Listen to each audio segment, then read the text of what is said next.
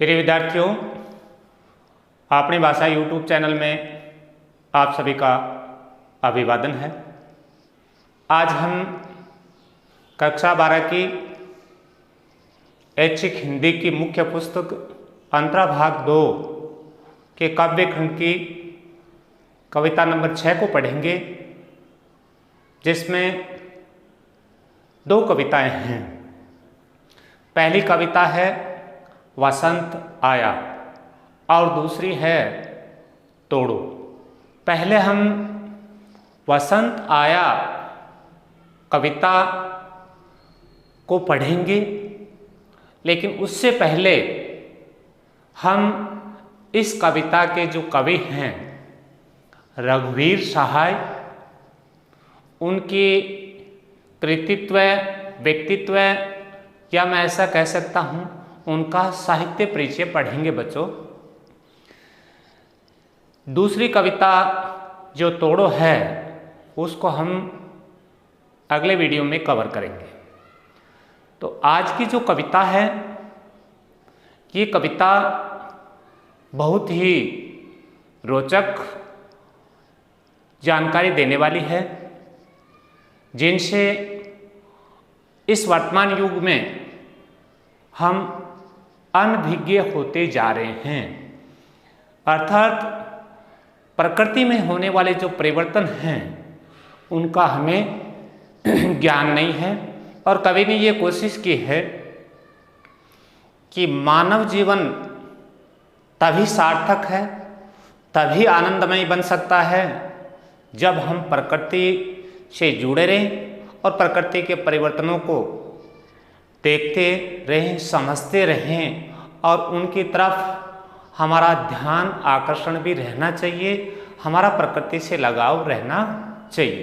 तो पहले हम कवि परिचय और उसके बाद ये शीर्षक क्यों रखा गया, कवि इस कविता के माध्यम से हमें क्या कहना चाहते हैं, हमारे लिए उनकी क्या पुकार है, ये हम पढ़ेंगे। तो सबसे पहले कवि परिचय पढ़ते हैं। कवि परिचय में नंबर 1 नाम, कवि का नाम रघुवीर सहाय, जन्म है उनका सन 1929, जन्म स्थान है लखनऊ उत्तर प्रदेश, शिक्षा उनकी MA मास्टर ऑफ आर्ट्स, और वो भी अंग्रेजी विषय में। इसके बाद लेखन कला की उनकी क्या विशेषताएं हैं, क्या खासियत हैं, वो 3 बिंदु हैं। पहली, नई काव्य भाषा का विकास, यानी कविताओं में जो भाषा है उसको नवीनता देने का उन्होंने भरपूर प्रयास किया। अनावश्यक शब्दों का प्रयोग नहीं, ये बड़ी बात है कि जहाँ आवश्यक था उन्हीं शब्दों का उन्होंने चयन करके प्रयोग किया है। अनावश्यक शब्दों को कहीं भी इन्होंने महत्व नहीं दिया। नंबर 3 है जीवनानुभवों की अभिव्यक्ति, जो उन्होंने अपने जीवन में अनुभव किया, जो उन्होंने जीवन में सीखा, उन्हीं बातों को उन्होंने अपने शब्दों के माध्यम से प्रकट करने की पूर्ण कोशिश की है। इसके बाद अगला बिंदु है भाषा शैली। भाषा शैली में उनकी क्या खासियत है, काव्य भाषा स्टिक, पहली 2 टूक एवं विवरण प्रधान छंद विवरण प्रधान, दूसरा, और तीसरा है छंद बंद एवं छंद मुक्त भी। इनकी कविताएं जो हैं बच्चों आपको छंदबद्ध भी मिलेंगी और छंद मुक्त भी। ये मैं पहले चर्चा कर चुका हूँ। छंदबद्ध में तो क्या होता है, पंक्तियों की एक रूपता रहती है, अर्थात वर्णों की संख्या, मात्राओं की संख्या निश्चित होती है, जबकि छंद मुक्त में ठीक इसके विपरीत होता है, जिस पर हमारी काफ़ी चर्चा हो चुकी है। इसके बाद इनके द्वारा लिखी गई रचनाएं सीढ़ियों पर धूप में, आत्महत्या के विरुद्ध, हंसो हंसो जल्दी हंसो, और चौथी है लोग भूल गए। पुरस्कार, इन्हें एक पुरस्कार भी मिला है, बड़ा पुरस्कार, साहित्य अकादमी पुरस्कार। और मिला किसके लिए? वो मिला काव्य संग्रह के लिए इन्हें ये पुरस्कार मिला। इसके बाद जो साहित्यिक विशेषताएं हैं वो भी 2-3 लिखी हैं मैंने। पहली है मानवीय पीड़ा की अभिव्यक्ति। मनुष्य के अंदर जो पीड़ा है उसको भी इन्होंने अपने शब्दों के माध्यम से प्रकट करने की पूरी कोशिश की है। भयाक्रांत अनुभवों की आवेग रहित अभिव्यक्ति। भयाक्रांत का अर्थ होता है भय से व्याकुल, भय से डरा हुआ, और उन अनुभवों को उन्होंने आवेग रहित होकर के उसको भी प्रकट करने की पूर्ण कोशिश की है। आत्मपरक अनुभव। आत्मपरक अनुभव वो होता है जो व्यक्ति स्वयं अपने लिए सीखता है। इसकी जगह उन्होंने इसको महत्व नहीं देते हुए जनजीवन, आम व्यक्ति के जीवन में किस प्रकार की जो अनुभव हैं, किस प्रकार की घटनाएं हैं, उनको अपनों से जोड़कर और उनको पूर्ण रूप से बताने की कोशिश की है। और अंतिम बिंदु 10 वह है मृत्यु इनके 1990 में। ये तो रहा बच्चों कवि का परिचय, जिसमें हमने बिंदुवार 10 बिंदु है उनके बारे में पूर्ण रूप से चर्चा की। इसके बाद इस कविता का जो शीर्षक है वो रखा गया है वसंत आया। ये जो कविता है रघुवीर साय के द्वारा लिखी गई ये कविता है, वो है आधुनिक जीवन शैली पर उनका व्यंग्य, अर्थात ये कविता व्यंग्य से युक्त है। और पूरी की पूरी कविता में जब हम देखेंगे किस प्रकार आज के जीवन, आज के मानव का एक तरीके से प्रकृति से दूर होना और प्रकृति के नज़दीक नहीं जाकर के अपने आप को, जीवन को दूर कर लेना। दूसरा बिंदु प्रकृति से दूरी। आज के मानव को, आज के मनुष्य को इस आधुनिकता भरी जीवन शैली के कारण, शहरीकरण के कारण हम प्रकृति से इतने दूर हो गए कि हमें प्रकृति में होने वाले परिवर्तनों का ध्यान नहीं रहता। बसंत आगमन कब होता है या ऋतुएं कब कब बदलती रहती हैं। हाँ, ऋतु का नाम आया तो मैं आपको बताना चाहूँगा, हमारे देश को ऋतुओं का देश कहा जाता है। यहाँ ऐसी मान्यता है कि 6 ऋतुओं में 12 महीनों को बांटा गया है। वो कौन से हैं? सर्दी, गर्मी, वर्षा, हेमंत, शिशिर और छठी है हमारी वसंत। तो अब हम पढ़ रहे हैं आज वसंत ऋतु के बारे में। तो वसंत ऋतु है वो हमारे हिंदी महीनों की दृष्टि से फाल्गुन और चैत्र में आती है, और उस वक्त एक तरीके से जीवन में नई ऊर्जा के संचार के संकेत हमें मिलते हैं, लेकिन हमें इन चीज़ों का ज्ञान नहीं है, इसलिए हम उस हर्षोल्लास का आनंद नहीं उठा पाते। ये तो प्रकृति से दूरी होने का कारण, प्रकृति से दूर होने के कारण ही हम ये अनुभव नहीं कर पाते कि कब आंधी आने वाली है, कब वर्षा होने वाली है, और या मौसम में कोई अजीब सा परिवर्तन होने वाला है।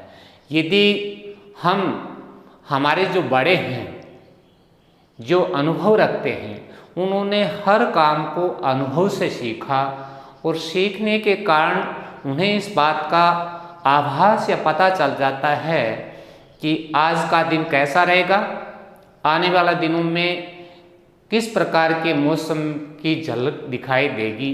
वे कयास या अनुमान लगाते हैं और वो उनका स्टिक भी बैठता है, यानी फिट बैठता है। बसंत आगमन के संकेत। बसंत ऋतु जब आती है तो ये साफ दिखाई देता है कि पत्ते झड़ते हैं, नई कोंपलें आती हैं, नए फूलों का श्रृंगार हो जाता है और आम के जो पेड़ हैं उन पर मंजरियाँ आनी शुरू हो जाती हैं और सुबह सुबह हल्की मस्त हवा जो हल्की गर्मी ली हुई आती है। इस प्रकार के जो संकेत हैं वो बसंत के आगमन के हैं।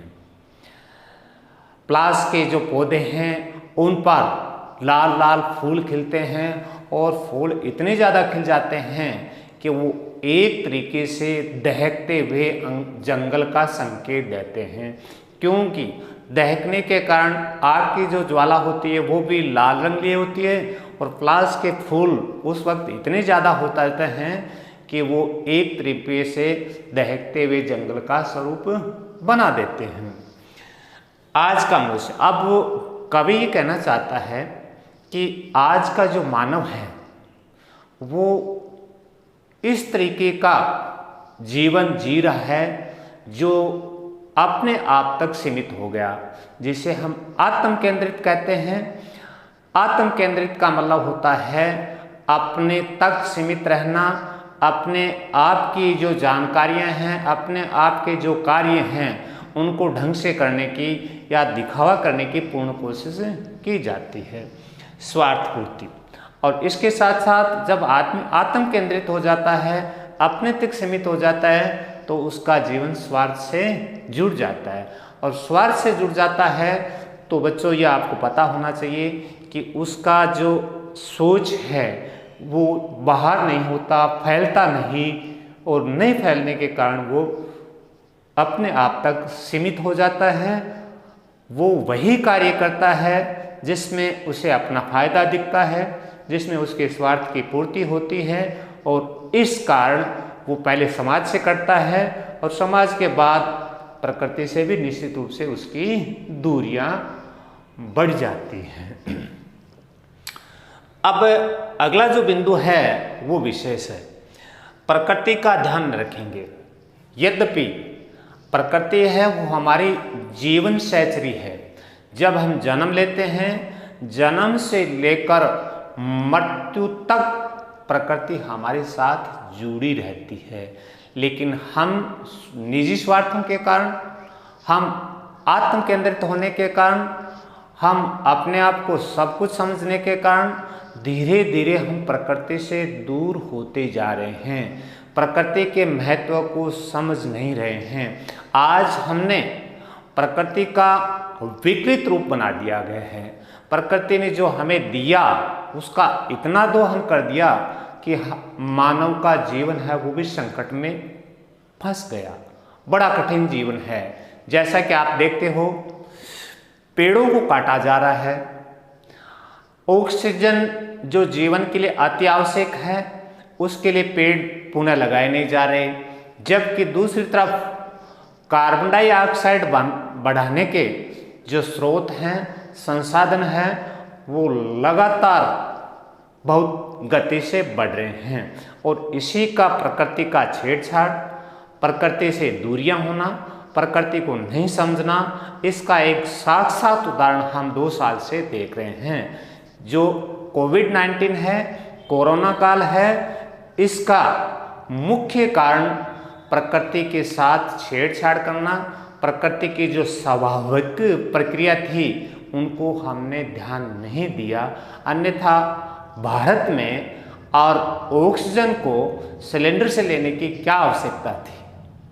इसके पीछे दोषी कोई नहीं है, हम मानव है, मनुष्य जाति ही इसके पीछे है, जिसके कारण पिछले 2 साल में मानव जीवन है उसका अस्तित्व खतरे में पड़ रहा है और बढ़ता ही जा रहा है। इसलिए हमें प्रकृति के अनुरूप ढलने की, प्रकृति के जो प्राकृतिक स्रोत हैं उनको बनाए रखने की अति आवश्यकता है।